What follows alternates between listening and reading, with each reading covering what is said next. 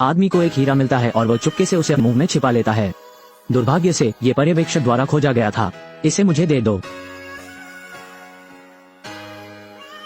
उसके बगल में बैठा काला भाई ये सब देखता रहा और अगले ही पल मुझे लगा जैसे मैंने कुछ छू लिया है। खोजने के लिए उस पर लगी गंदगी को मिटा दें। कबूतर के अंडे के आकार का हीरा थोड़ा गुलाबी होता है। हीरा उद्योग में भारी मुनाफे के युग में भाई हे ने तुरंत इस गुलाबी हीरे के अनुमानित बाजार मूल्य का अनुमान लगाया। इसके साथ इसकी पूरी गारंटी है। एक पुराना नाश्ता कुछ जन्मों तक पी सकता है, लेकिन इतना बड़ा हीरा कहाँ छिपाया जाए? बस जब तुम खो गए हो, अचानक बगल में रखा पानी का पाइप फट गया तो भाई ने गार्डों के ध्यान न देने का फायदा उठाया। हीरे को जल्दी से पंजों के बीच जकड़ें, फिर शौचालय जाने के आधार पर खनन क्षेत्र से बाहर निकलने की तैयारी करें। रुकना, अपना हाथ बढ़ाएं, मुंह खोलो। सौभाग्य से ओवसिया को पैर में छुपा हीरा नहीं मिला। भाई ही जल्दी से उससे दूर खिसक गया। एक खुली जगह पर अकेले आ गए और चारों ओर किसी को नहीं देखा। फिर गुलाबी हीरे को पैर की उंगलियों के बीच से निकाल दिया जाता है। इसे अपने हाथ में लें और ध्यान से देखें। यह निश्चित रूप से उसे अपने जीवन के शीर्ष पर ले जाएगा। फिर पैंट से कपड़े का एक टुकड़ा फाड़ा। लपेटे हुए हीरे जमीन में गाड़ने के लिए तैयार है, लेकिन इस समय इसे मुझे दे दो। एक ठंडी मौत की बंदूक ने उसके सिर पर निशाना साधा। ये पता चला कि ओवसिया को पता चला कि वह क्या कर रहा था। मुझे लगा कि मैं यहाँ मरने जा रहा हूँ। हाथ में अचानक लगी एक गोली ने घातक अंत को तुरंत उलट दिया। ये पता चला कि राष्ट्रीय सरकार की सेना ने उन पर हमला किया। हथगोला गिरने से ओवसिया बेहोश हो गया। भाई हेई ने हीरो को दफनाने के लिए एक बेतरतीब जगह खोजने के लिए अराजकता का फायदा उठाया। अंतिम क्षण में सैनिकों ने दौड़कर उसे रोक लिया। उन्होंने काले भाई और अन्य सभी दासों को जेल भेज दिया, लेकिन मुझे उम्मीद नहीं थी कि सुपरवाइजर को भी अंदर भेजा जाएगा। और भाई ही को एक नजर में पहचान लिया। आदमी चाकू निकालता है और अपने मुंह पर निशाना साधा और दांतों में छिपा हुआ है। ये चावल के दाने के आकार का हीरा है। आदमी का नाम जियोली है और वो एक भाड़े का व्यक्ति है जो पैसे को अपना जीवन मानता है।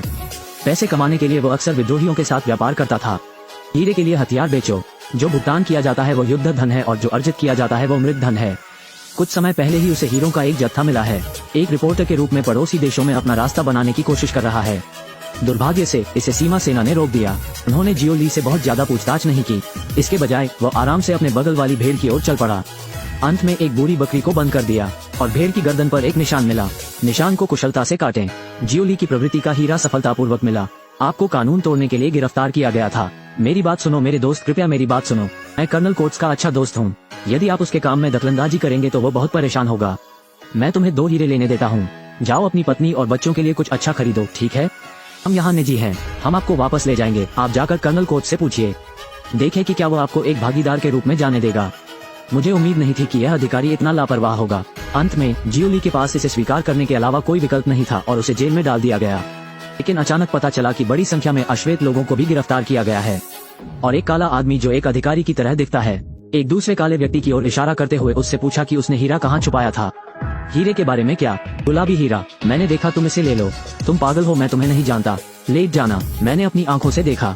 कबूतर के अंडे जितना बड़ा, इतना बड़ा हीरा मैंने आज तक नहीं देखा। फिर अफसर की आवाज और तेज हो गई और $1000 देने को तैयार है। अन्य लोगों को हीरे के शरीर की तलाशी लेने के लिए कहें। भाई ही भी इस समय जल्दी में थे। उसने अपने कपड़े उतार दिए। उनके विद्रोहियों के अपराधों को चिल्लाओ। एक तरफ हीरे के बारे में सच्चाई को ढकना है, अपने भीतर के गुस्से को बाहर निकालते हुए, यानी क्रियाओं की यह श्रृंखला। उसके बगल में जियोली को यह समझने दे कि चीजें कभी भी इतनी आसान नहीं होंगी। जब जियोली को उसके साथियों ने जमानत पर रिहा कर दिया था, वो साथियों की व्यवस्था करता है और कुछ पैसे लेता है। उस काले आदमी को भी उबारो, क्योंकि वह जानता है कि जो उसने अभी सुना है वो सच है या नहीं। पिंक डायमंड की कीमत इससे ज्यादा हो सकती है। सैकड़ों टूटे हीरे हजारों गुना अधिक महंगे हैं। जियोली के लिए, जो पैसे को अपना जीवन मानते हैं, यह उनका जीवन है। यदि यह मौजूद है तो उसे इसे प्राप्त करना चाहिए। भाई है जो जमानत पर रिहा हुआ था, उसके पास सोचने का समय नहीं है। पहली बार मैं अपनी पत्नी और बच्चों का पता लगाने के लिए शरणार्थी शिविर में गया था, लेकिन सभी सूचियों की जांच करने के बाद परिवार का भी कोई पता नहीं चला। कर्मचारियों ने उनसे कहा कि वे कुछ नहीं कर सकते। बस जब वो असमंजस में था कि क्या किया जाए तो जियोली अचानक दरवाजे पर आ गया। और ही ये मूर्ख नहीं है। वो समझता है कि इन गोरे लोगों के पास अच्छी चीज नहीं है। जब तक आपके पास उपयोग करने के लिए कोई मूल्य नहीं है, तब उनकी दृष्टि में जीवन व्यर्थ होगा। बस जब जियोली ने भाई हेई को तंग किया, अप्रत्याशित रूप से विद्रोही अचानक आ गए। उन्होंने नागरिकों पर अंधाधुंध गोलियां चलाई और अनगिनत लोगों को मार डाला। विद्रोहियों को खदेड़ने के लिए सरकारी बल, उन्हें नागरिकों की जान की परवाह नहीं है। सीधे भीड़ पर गोली मारो। भाड़े के सैनिक के रूप में दशकों के अनुभव के साथ जियोली हेज को यहाँ से ले जाएं। गोलियों की बौछार में मुझे एक भी चोट नहीं आई है। दोनों को एक गुप्त ठिकाना मिल जाता है। चुपचाप खिसकने से पहले रात होने तक प्रतीक्षा करें। वे पत्रकार बनने की चाहत में सरकारी फौज में आए थे। अपने पायलट से संपर्क करने के लिए एक सैटेलाइट फोन प्राप्त करें। लेकिन यह एक ग्रे नाक मारा। सरकार और सेना उन्हें कोई मदद नहीं देगी। सौभाग्य से जियोली को यहाँ एक रिपोर्टर मित्र मिला। सबसे पहले वो ब्लड डायमंड घटना के बारे में जियोली का साक्षात्कार लेना चाहता था, लेकिन उस समय जियोली ने इसे खारिज कर दिया था। अब बात करते हैं पूरी घटना की इनसाइड स्टोरी की, और झूठ बोला कि वो भाई ही को उसके परिवार को खोजने में मदद करेगा। तभी हम रिपोर्टर के हेलीकॉप्टर में सवार हो गए। वे एक शरणार्थी शिविर में आए, और जो चीज आंख को पकड़ती है वो अब अंतहीन घास का मैदान नहीं है, लेकिन शरणार्थी जो पूरे घास के मैदान पर कब्जा कर लेते हैं। भाई ही ने अपनी पत्नी को भी यही पाया, लेकिन मैंने पाया कि मेरा सबसे प्यारा बेटा यहाँ नहीं है। वो मृत्यु से दुखी है। यदि बच्चा विद्रोहियों द्वारा कब्जा कर लिया जाता है तो तुम्हारा ब्रेन वॉश हो जाएगा। एक क्रूर हत्या मशीन बनने के लिए एक बाल सेना के रूप में उठाया गया। अंत में युद्ध के मैदान में शहीद हो गए। वो अपने बेटे के साथ इस तरह की घटना को बर्दाश्त नहीं कर सकते। अंत में भाई ही ने फैसला किया, मेरे बेटे के ठिकाने का पता लगाने के लिए युद्ध क्षेत्र में लौटने के लिए। ये जियोली की इच्छा के अनुरूप है, क्योंकि वो वापस उस गुलाबी हीरे को भी खोजने जा रहा है। इसके तुरंत बाद वो अपना वादा पूरा करने के लिए महिला रिपोर्टर को खोजने गया। ब्लड डायमंड की पूरी इनसाइड स्टोरी बताएं। पता चला कि यहाँ से बहने वाले ब्लड डायमंड को पड़ोसी देशों में भेजा जाएगा। फर्जी प्रमाण पत्र जारी करने के लिए उन्होंने सीमा शुल्क को रिश्वत दी, ताकि उसे कानूनी तौर पर छटाई के लिए भेजा जा सके। ऑपरेशन की एक श्रृंखला के बाद खूनी हीरो का ये जत्था है कंपनी में प्रवाहित होगा। वे तहखाने में हीरो को छिपाकर बाजार को घेर लेते हैं। कीमतें बढ़ाने के लिए बाजार में कुछ बैच जारी करें। इससे महिला पत्रकार अचंभित रह गई। अधिक सबूत के लिए फिर वे रिपोर्टर के काफिले में आगे बढ़ते रहे, लेकिन इससे पहले कि वो कुछ दूर जाता, अचानक विद्रोहियों ने उस पर हमला कर दिया। गोलियों की बौछार में दुर्भाग्य से चालक की मौत हो गई। जियोली ने एक त्वरित निर्णय लिया, कार पर नियंत्रण पाने के लिए मृत चालक को धक्का देना, सीधे जंगल में। जब तक कार खाई में नहीं गिर गई, वे रुक गए और चलने लगे और घने जंगल में चलते रहे। लेकिन लंबा नहीं, दोनों तरफ भालों के साथ कुछ स्वदेशी लोग दिखाई दिए। वे बाहर कूद गए और जियोली और अन्य लोगों का रास्ता रोक दिया। ये जानने के बाद कि कोई खतरा नहीं है, उन्हें घने जंगल में एक स्कूल में ले जाओ। यहाँ के प्रधानाध्यापक उनका गर्मजोशी से स्वागत करते हैं। अप्रत्याशित रूप से इस खतरनाक और अराजक अफ्रीका में अभी भी इतनी शांतिपूर्ण छोटी सी दुनिया है। वे यहाँ विश्राम करते हैं। रात में महिला रिपोर्टर ने जियोली को चैट के लिए ढूंढा और उसके अतीत के बारे में जाने। जियोली ने 9 साल की उम्र में अपने माता पिता की दुखद मौत देखी थी। सेना में एक वयस्क के रूप में शामिल हों और हर समय लड़ें। इतने सालों में उसने एक सच्चाई सीखी है, युद्ध का उद्देश्य शांति की अदला बदली करना नहीं है। ये पर्दे के पीछे पूंजीपतियों की अधिक भलाई के लिए है। अतः वह भी स्वार्थी और उदासीन हो गया और उसने धन को ही अपना जीवन मान लिया। एक दूसरे को जानने वाले दो लोगों के बीच प्यार भी है। अगले दिन वे सरकारी सैनिकों के पास आए। महिला पत्रकार को विदा करने के बाद जियोली और हेईजी ने फिर से हीरे खोजने के लिए सड़क पर कदम रखा। एक लंबी यात्रा के बाद आखिरकार दोनों हीरा खनन क्षेत्र में आ गए और उस गुलाबी हीरे को भाई ने खदान के पीछे जंगल में गाड़ दिया था। नीचे कई विद्रोही पहरा दे रहे हैं। जियोली के पास इसके अलावा कोई विकल्प नहीं है। लोकेशन कर्नल को बतानी थी जो हीरो की तलाश में था। चाहते हैं कि वे आएं और विद्रोहियों से निपटने में मदद करें, और वो भाई ही के साथ हीरा चुरा सकता है और चुपचाप भाग सकता है। लेकिन भाई ही उनके दृष्टिकोण से असहमत थे, क्योंकि उन्हें चिंता थी कि उनका बेटा नीचे होगा। लेकिन जियोली इतना नियंत्रित नहीं कर सकते। अब उसकी आंखों में हीरा है। अप्रत्याशित रूप से रात में भाई है वो अकेले ही खदान में घुस गया। मैंने वास्तव में अपने बेटे को यहाँ पाया, लेकिन ब्रेन वॉश किए बेटे ने ऐसा बर्ताव किया जैसे वो उसे जानता ही नहीं, और जोर से भाई को गिरफ्तार करने के लिए गार्ड को बुलाया। अगले दिन विद्रोही नेता ने भाई को धमकाने के लिए अपने बेटे का इस्तेमाल किया।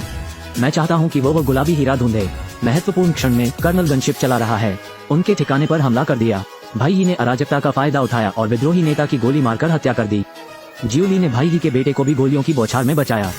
विद्रोहियों से निपटने के बाद जियोली भी समझता है कि अगर वो जीवित रहना चाहता है तो उसे कर्नल को हीरा देने की जरूरत है। अंत में समूह उस स्थान पर आया जहाँ गुलाबी हीरे को दफनाया गया था। भाई ने खोदना शुरू किया। बस जब वो खोदा जाने वाला था, यही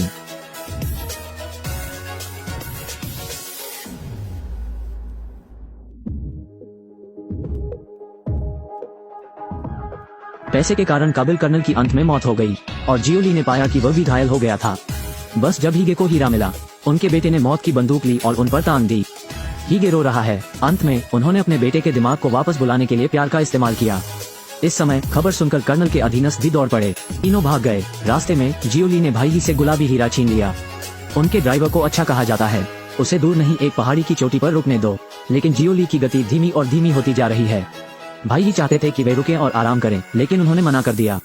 जब तक वो पत्थर पर पड़ा हुआ थक नहीं गया, भाई ने उसे लेने और पहाड़ पर चढ़ना जारी रखने का फैसला किया। लेकिन वो ज्यादा दूर नहीं गया। जियोली का शरीर पहले से ही दर्द से कराह रहा था। जियोली ने हीरा निकाल लिया। इस छोटी सी चट्टान को देखकर जिसे वो प्यार करता है और नफरत करता है, वो बहुत खुश मुस्कुराया। अंत में उसने हीरा भाई को दे दिया। उससे कहो कि वो अपने बेटे को ले जाए और चला जाए। भाई ने कहा कि मैं तुम्हें अपनी पीठ के पीछे ले जा सकता हूँ, लेकिन जियोली ने मना कर दिया। इसके बाद उन्होंने महिला पत्रकार को बुलाया। अगले यात्रा कार्यक्रम की व्यवस्था करने में हीगे की मदद करें। जीवन के अंतिम क्षणों में उसने अफ्रीका की लाल धरती को मुट्ठी भर निचोड़ लिया और फिर हमेशा के लिए सूर्यास्त के नीचे गिर गया।